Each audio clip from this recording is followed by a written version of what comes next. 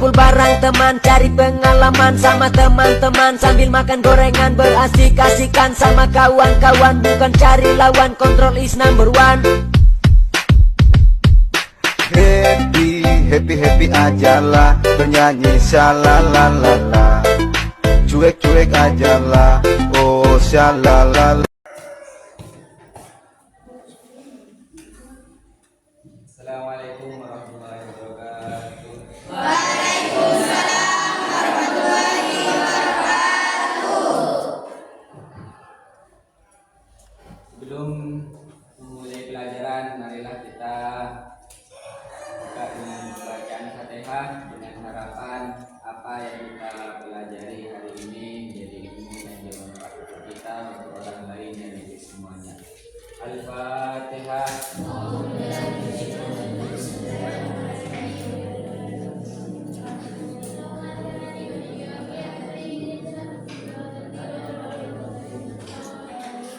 Kita doa terlebih dahulu. Bismillahirrahmanirrahim.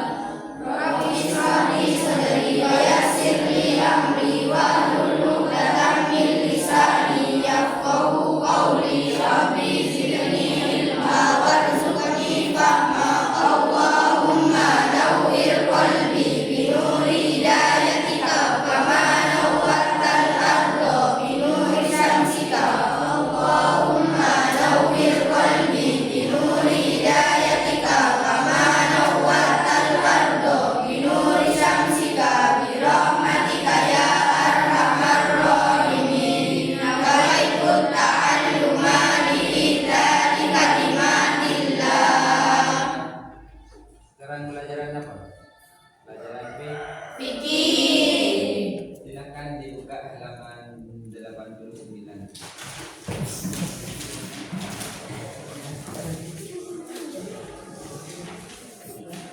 Jadi materi kita yang akan kita pelajari pada pagi kali ini yakni terkait sholat berjamaah. Sudah dibuka semua halaman 89.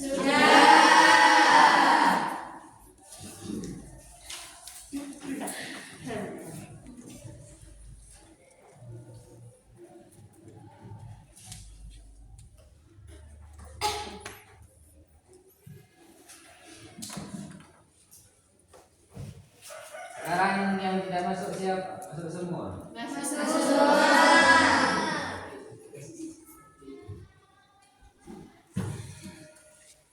Halaman 89 terkait sholat berjamaah.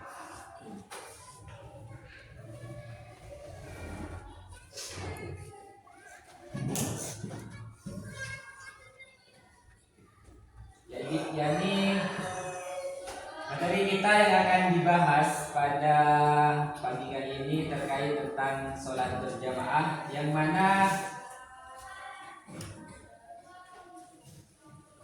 kompetensi intinya ini terkait mengamalkan sholat berjamaah sebagai bukti ketaatan kepada ajaran Islam, dan tujuannya ialah menunjukkan keimanan kepada Allah Subhanahu wa taala sebagai Asy-Syami', zat yang mendengarkan. Yang kedua, membuktikan keimanan terhadap Allah Subhanahu wa taala sebagai As-Sami'. Yang nomor tiga, meyakini prinsip syura dan tahaddur sebagai bagian dari ajaran Islam yang membentuk kesolehan individual dan kesolehan sosial, yang menjunjung tinggi demokrasi dan gotong royong dalam perilaku sehari-hari. Yang keempat, menjelaskan pengertian sholat berjamaah. Yang kelima, membuat kesimpulan tentang pentingnya sholat berjamaah berdasarkan ayat Al-Quran. Yang keenam, mengurai syarat sahnya imam dan pelaksanaan sholat berjamaah. Yang ketujuh, membedakan fungsi makmum sebagai akibat dari perbedaan jumlah makmum dalam sholat berjamaah. Dan yang terakhir mempraktekkan gerakan latihan, pelaksanaan, pengertian dan meningkatkan iman dalam sholat berjamaah. Jadi nanti setelah saya jelaskan nanti kita sambil praktek, karena kalau kita materi saja itu rata-rata kita tidak tahu cara praktekannya. Jadi yang dimaksud sholat berjamaah, ada yang tahu sholat jamaah itu apa? Ialah sholat secara bersama-sama. Paling sedikitnya sholat berjamaah itu 2 orang. Kalau kita sholat sendiri berarti sholat munfarid. Sholat munfarid.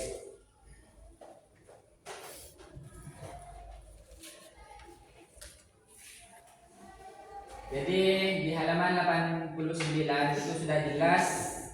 Bisakah kita membedakan dua istilah berikut? Istilah yang pertama adalah sholat munfarid dan istilah yang kedua adalah sholat jamaah. Itu poin yang pertama, berkaitan dengan pelaksanaan sholat fardu dan sholat lainnya. Itu boleh munfarid dan boleh jamaah. Jadi kita sholat sunnah seperti sholat sunnah duha, sholat sunnah yang kita lakukan tiap hari, sholat tahajud, sholat sunnah apa lagi? Sebelum sholat, ba'diyah sholat, apa lagi?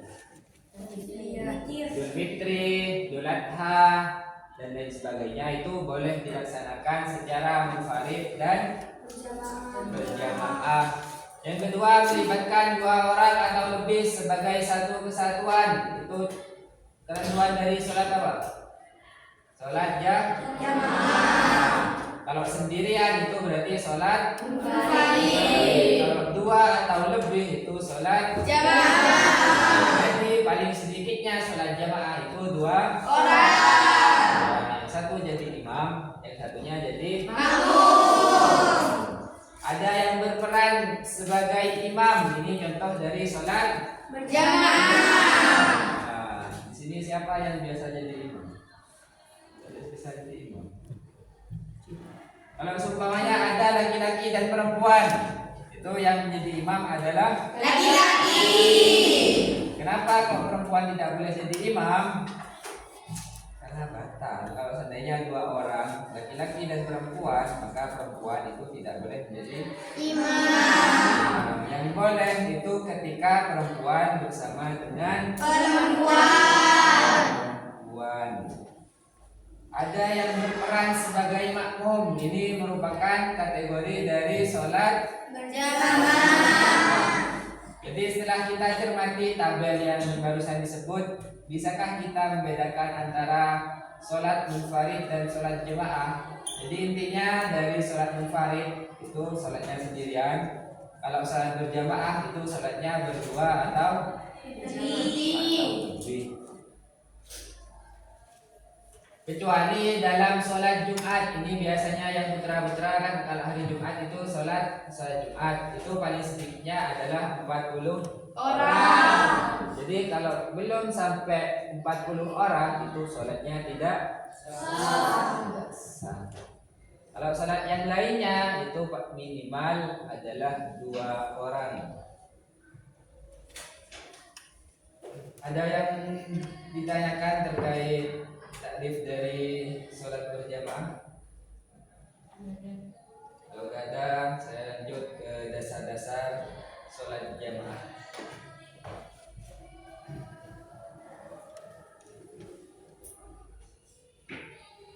Jadi di dahulunya Nabi Muhammad SAW, barang siapa yang sholat berjamaah itu pahalanya adalah 27 derajat. Jadi kalau kita seumpamanya sholat jamaah 1 kali, sholat jamaah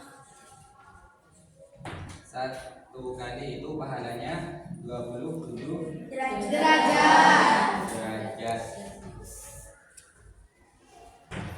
Kalau sholat sendirian itu pahalanya 1. seumpamanya nih kita sholat satu kali itu membutuhkan waktu 3 menit. Kalau ini sholat satu kali mendapatkan 27 derajat, membutuhkan waktu 3 menit. Kalau seumpamanya kita mau ngimbangi pahala antara sholat sendirian dan sholat jamaah, berarti ini 3 menit dikali 27 kali. Dan ini sholat sendirian pahalanya satu kali. Sholat sendirian pahalanya 1 kali. 1 derajat. Kalau sholat jamaah itu pahalanya 20 derajat. Kalau seandainya kita sholat satu kali itu membutuhkan waktu 3 menit, berarti sholat sendirian ini 3 menit hanya mendapatkan 1 derajat. Kalau seandainya kita jamaah 3 menit itu kita mendapatkan 27 derajat. Kalau ingin imbang antara jamaah dan sendirian, berarti ini 3 menit dikali 27, berarti kita harus sholat 27 kali. 27 kali 3 berapa? 81. Berarti kurang lebih kita membutuhkan 1,5 jam untuk sama pahalanya dengan sholat berjamaah. Berarti secara garis besar itu lebih enak sholat berjamaah.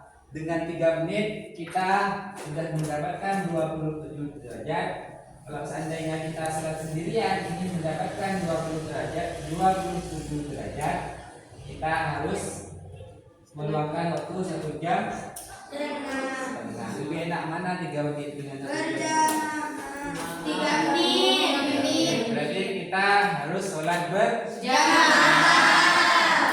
Paling sedikitnya jamaah itu adalah 2 orang.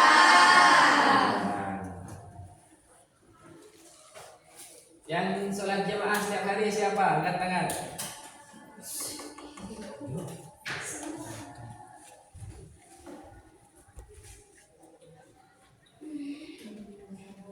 Berarti kita semuanya sholat berjamaah. Kalau sehari semalam itu 5 kali, berarti 27 dikali 5 berapa? Banyak. Ada sekitar 135 derajat per harinya yang didapat ketika kita sholat Berjamaah. Jadi pahalanya sholat berjamaah itu sangatlah besar.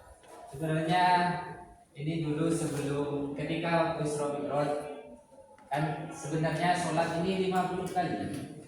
Karena kemurahan Nabi Muhammad tahu kalau umatnya itu tidak akan mampu.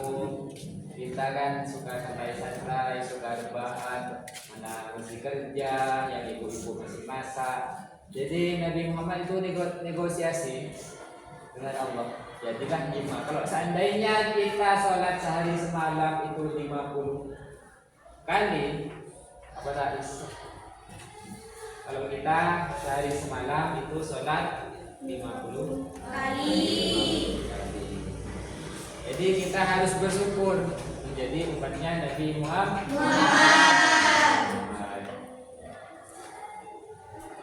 Barang siapa yang mendengarkan nama Nabi Muhammad diucapkan, maka kita harus menjawab dengan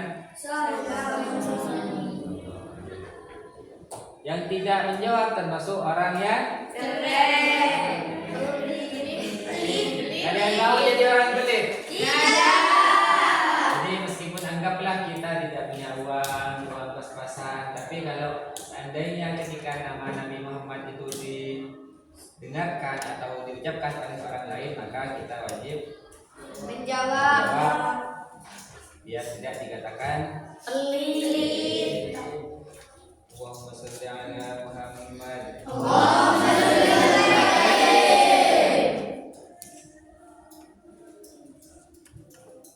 Dan lagi pahalanya sholawat itu sangatlah besar, seperti yang telah didahului oleh kiai-kiai itu. Dan siapa yang berselawat selawat dahulunya Nabi Muhammad, barang siapa yang berselawat kepada saya 1 kali maka akan dibalas dengan 10 kali. Kalau kita baca selawat ke Nabi 1 kali maka Allah itu membalas selawat kepada kita. Pada yang membaca man shalla alayya wahidan sallallahu alaihi asron. Jadi kalau kita membaca selawat 1 kali maka Allah akan membacakan selawat kepada kita itu 10 kali. Kembali ke terkait sholat berjamaah.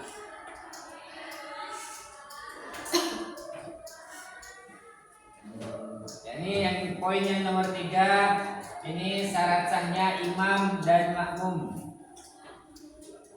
Syarat sahnya imam yang pertama itu harus Islam. Kalian Islam semuanya ya? Iya. Nah, berarti kalau orang kafir itu tidak boleh menjadi Imam. Tidak hilang akalnya atau gila. Orang gila itu tidak boleh menjadi Imam. seperti Rahman. Jadi kalau orang gila itu tidak sah menjadi Imam. Mumayyiz atau anak yang sudah mampu membedakan 2 hal yang bertolak belakang seperti baik dan buruk. Jadi harus tamyiz. Kalau masih anak kecil itu tidak boleh menjadi Imam. Jika terdapat makmum laki-laki maka imam harus berjenis Laki-laki. Tidak sah makmum laki-laki mengikuti imam waria atau perempuan. Tahu waria? Tahu. Jadi di dalam kitab ini waria itu memiliki kelamin 2. Itu ada di dalam kitab fikih Fathul Qorib bahwasanya ketika unsa atau waria ini tidak sah menjadi imam. Karena kenapa? Kalau seandainya ya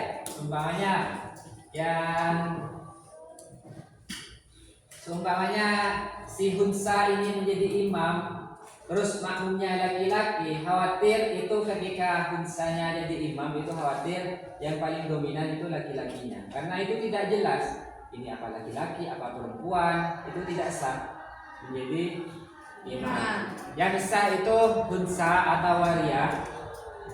Kalau di sini kan waria. Yang benar itu di dalam kitab fikih itu unsa. Yang sah itu ketika unsa menjadi imam dari makmum seorang perempuan. Kan unsa ini kelaminnya 2, enggak jelas.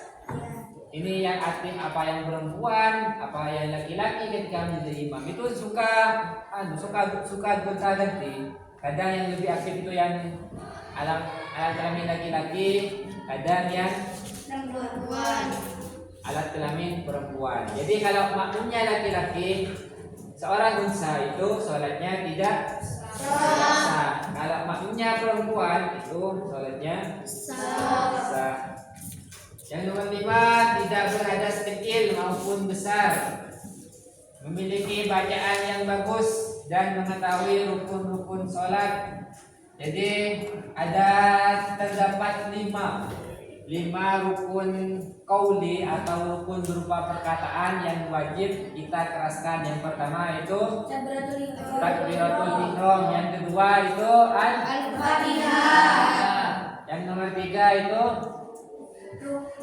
tahiyat, yang nomor 4 sholawat, yang nomor 5 salam. Baca Fatihah dulu dengan lagu MKS. A'udzu Billahi minasyaitonir rajim. Bismillahirrahmanirrahim. Alhamdulillahi rabbil alamin.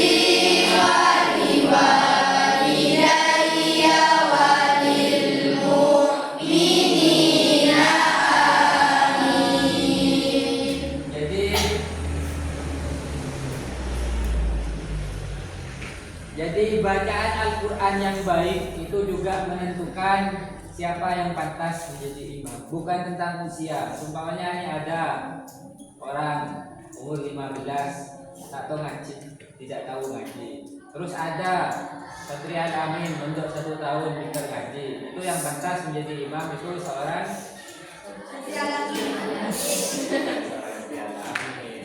Jadi yang bacaannya jadi terkait usia itu nomor sekian.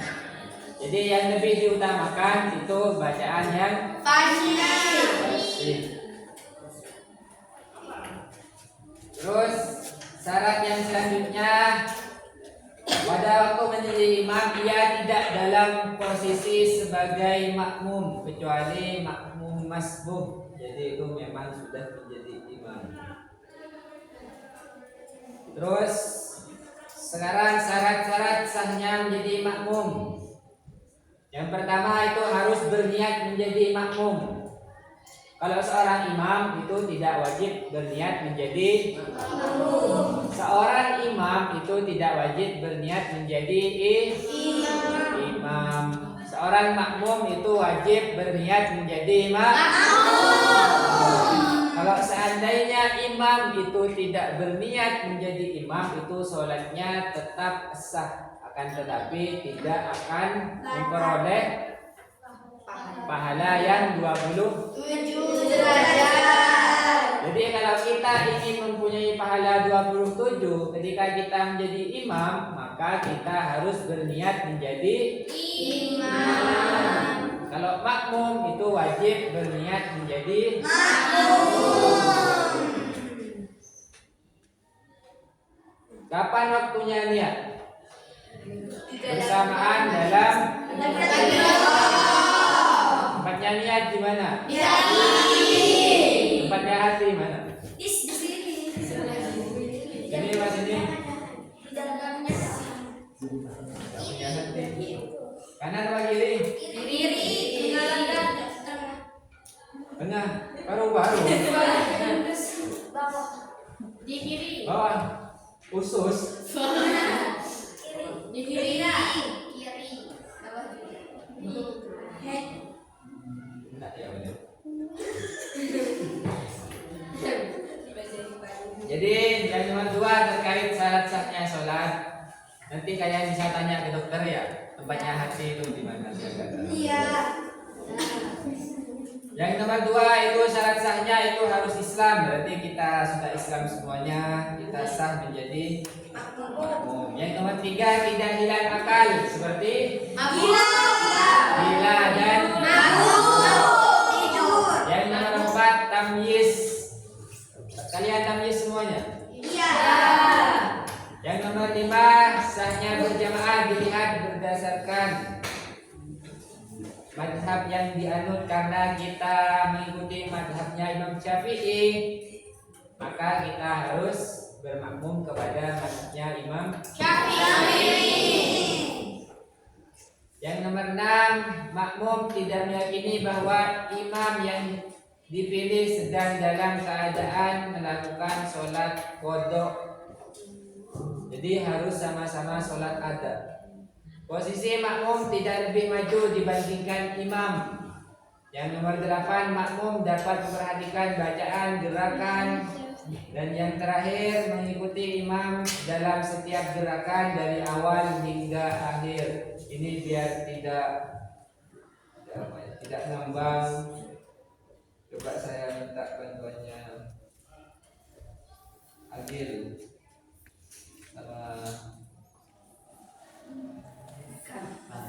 sama Kamil untuk sholat. Kita praktek sholat di sini. Anggaplah makmumnya juga sama Rofi juga. Yang lain bisa perhatikan. Iya. Iya.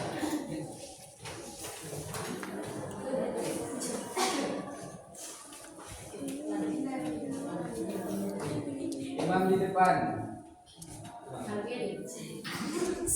Geser lagi jalan sedikit.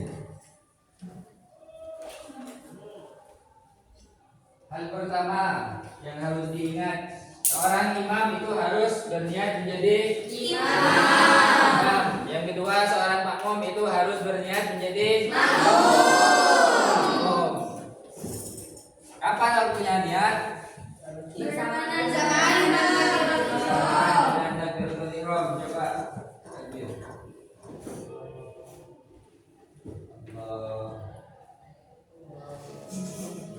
Jadi ketika takbir dalam hati kita itu kita berniat. Anggaplah ini kita sholat subuh.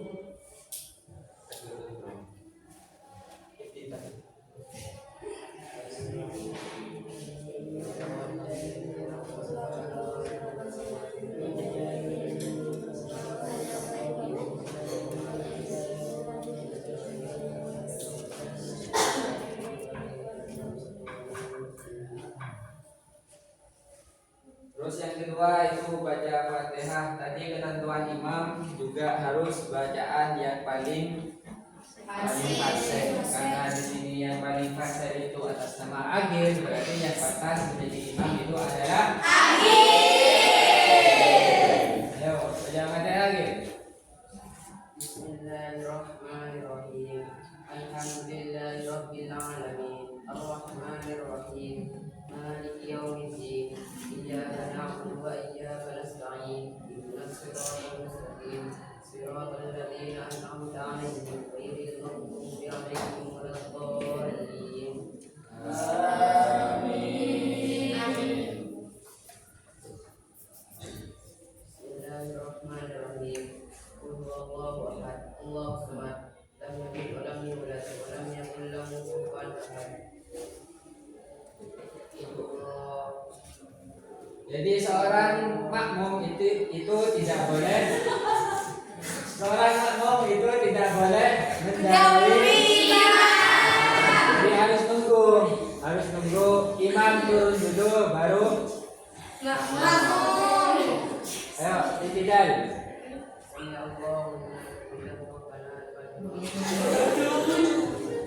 Itidal. Jadi seorang makmum itu gak boleh ngelek. Ini ada di contoh makmum yang ngelek. Jadi tidak boleh ketinggalan jauh dari imam. Karena tugasnya makmum itu mengikuti imam, jadi tidak boleh sampai ketinggalan jauh, apalagi lebih dari setengah jam gitu. Jangan sampai pindah ke rukun yang lain. Ayo sujud.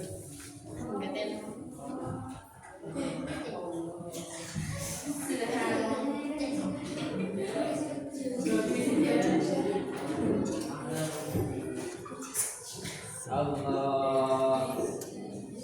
Jadi ketika ada makmum itu 2 orang, maka makmumnya itu tata letaknya itu kanan kiri. Jadi yang tengah itu dikosongi seperti yang ada di depan. Ketika makmumnya itu sendiri, maka makmumnya itu ada di sebelah kanan imam. Kalau seumpamanya ada nambah nyusul 1, contoh, ayo Sofin. Anggaplah Sofin ini makmum masbuk telat.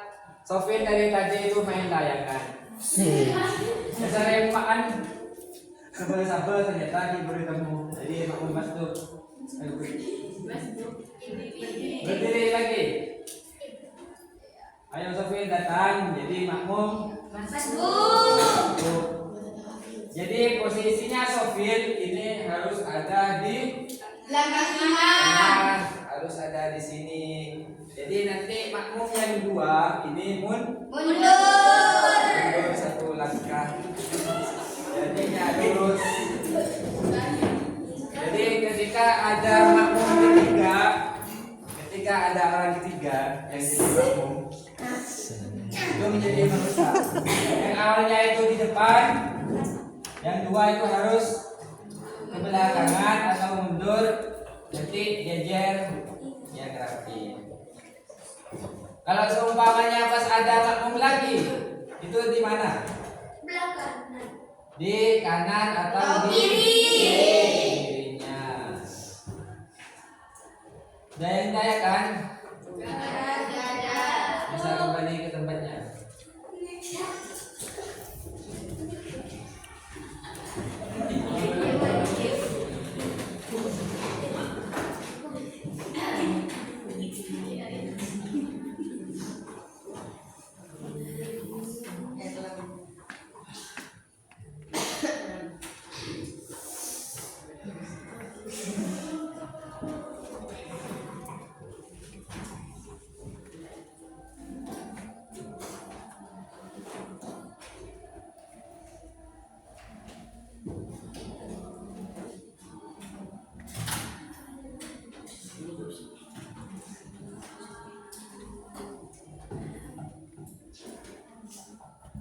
Sekarang kita buat kelompok, nanti diisi diskusi dengan teman kelompoknya.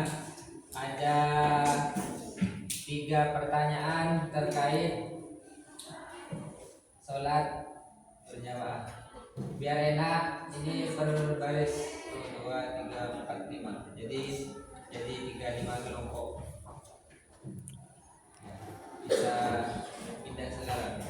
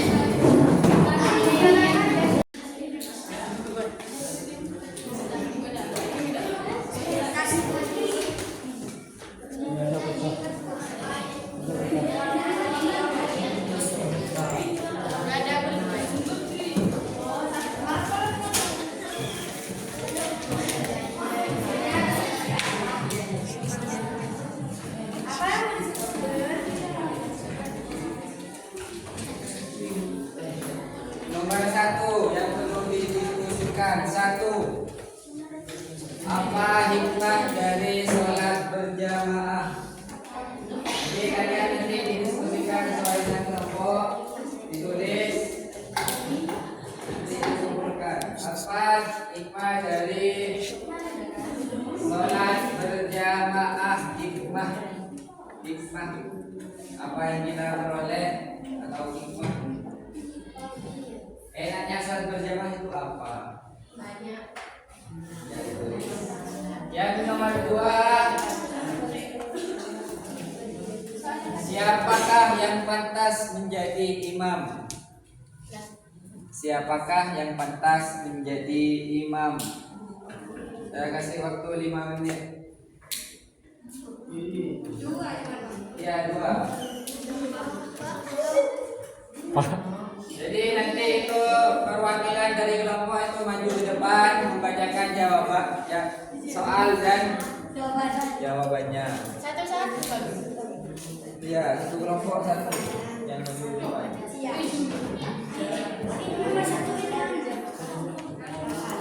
Jadi nanti yang maju ke depan itu satu kelompok satu.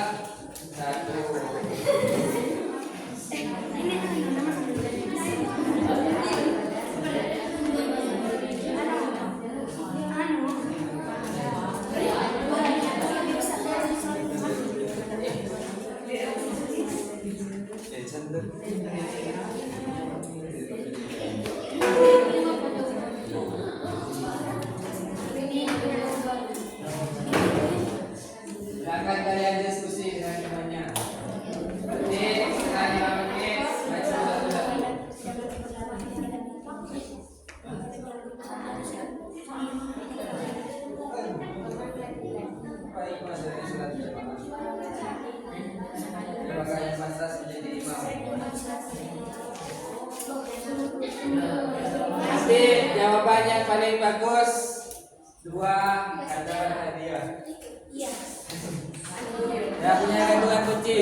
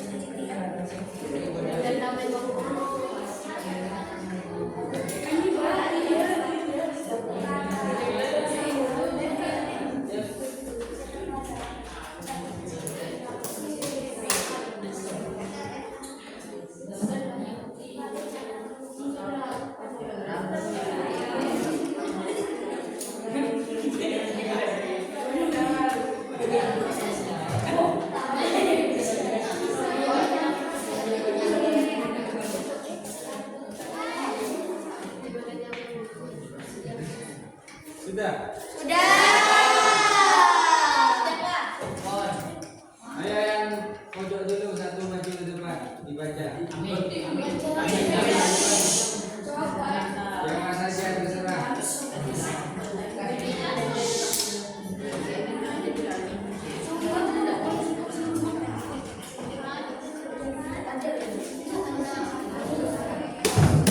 Ay. Dibaca dengan pertanyaannya.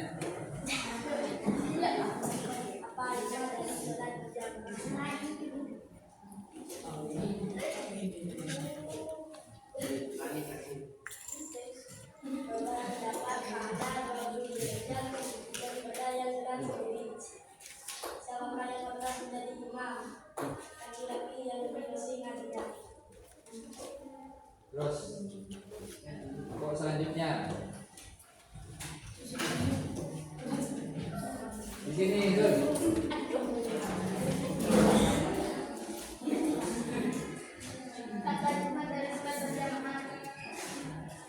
Mendapatkan 27 derajat daripada sendirian.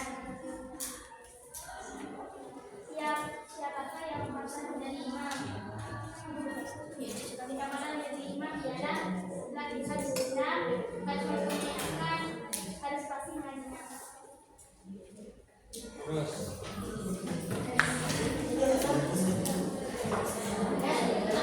ayo kelompok ketiga.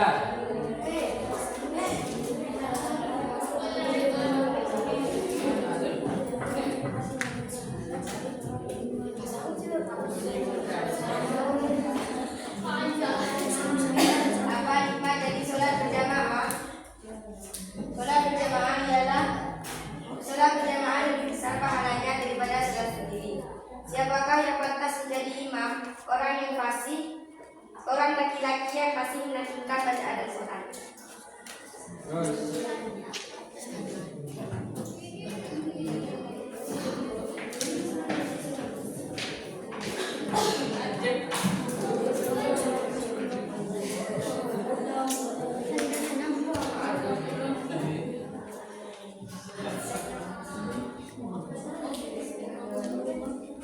Apa hikmah dari sholat berjamaah? Mendapat 27 derajat pahalanya lebih besar dari sholat munfarid. Siapakah yang pantas menjadi imam? Harus Islam yang menyiapkan dan orang yang bacanya fasih dan benar.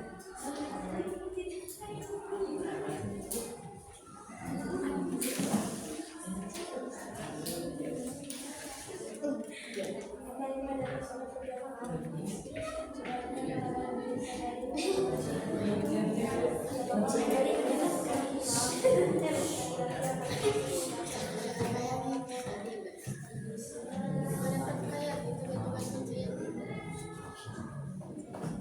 nanti jawabannya sama semua ya.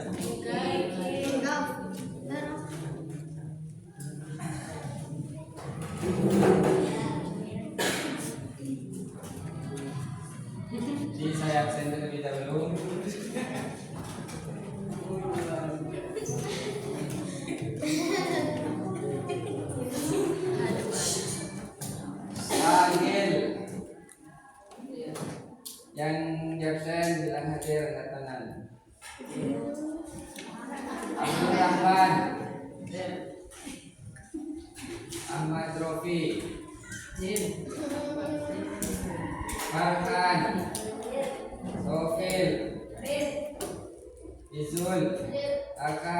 Arin,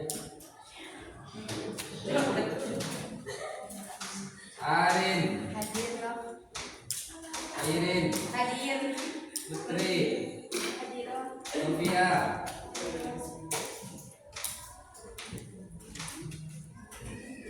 Mia, Nia,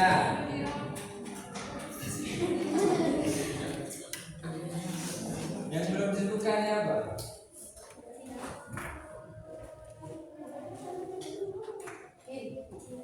Berarti untuk hari ini ada semua ya? Iya.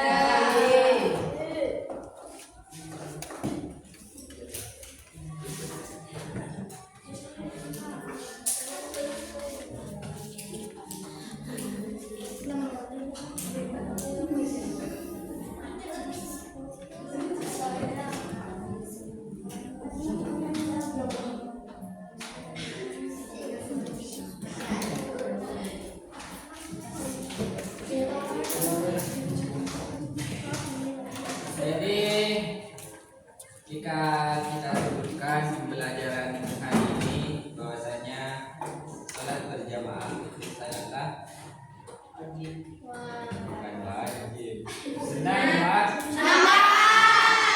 karena pahala yang akan kita peroleh itu adalah 27 Derajat. Jadi siapa yang siap jadi mulai sekarang kita harus sholat berjamaah. Ada pertanyaan? Ada. Jadi pertemuan hari ini kita tutup sampai di sini saja. Semoga apa yang kita telah pelajari bersama menjadi ilmu yang bermanfaat. Amin. Al-Fatihah.